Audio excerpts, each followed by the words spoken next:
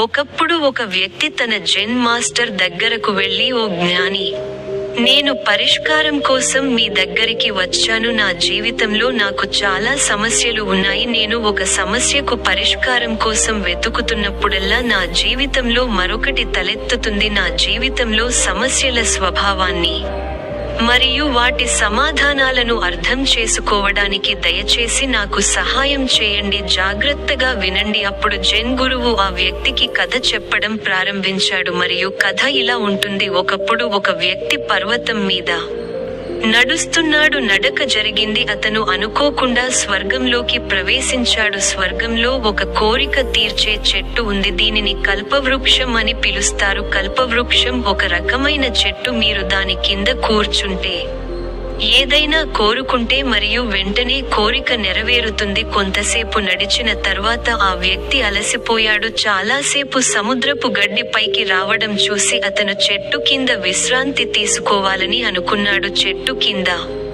పడుకున్న వెంటనే నిద్రపోయాడు. కొంతసేపటి తర్వాత అతను మేల్కొన్నాడు. అతనికి చాలా ఆకలిగా ఉంది. అతను తన మనసులో అనుకున్నాడు, ఎక్కడి నుంచో నాకు రుచికరమైన ఆహారం దొరికితే బాగుండు అని నేను కోరుకుంటున్నాను.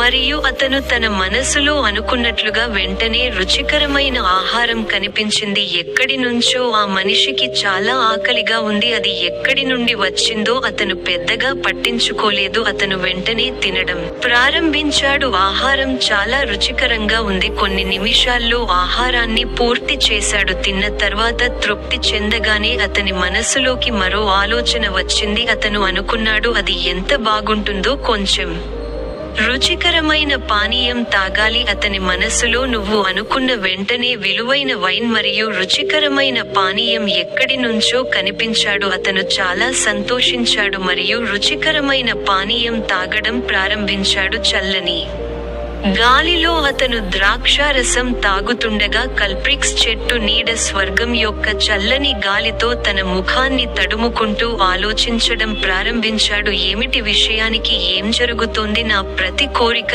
ఎందుకు నెరవేరుతోంది?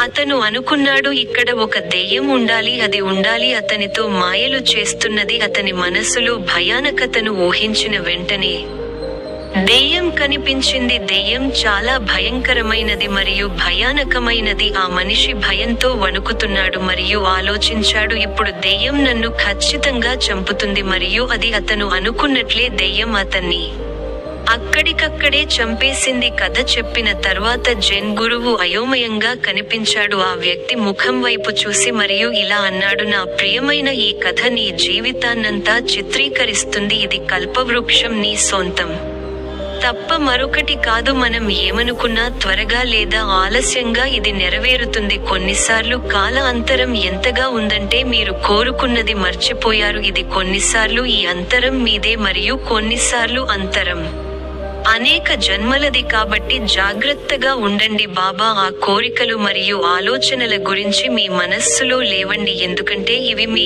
ఆలోచనలు. అవి మన స్వంత జీవితాన్ని సృష్టిస్తున్నాయి. మన జీవితాల్లోకి పరిశీలిస్తే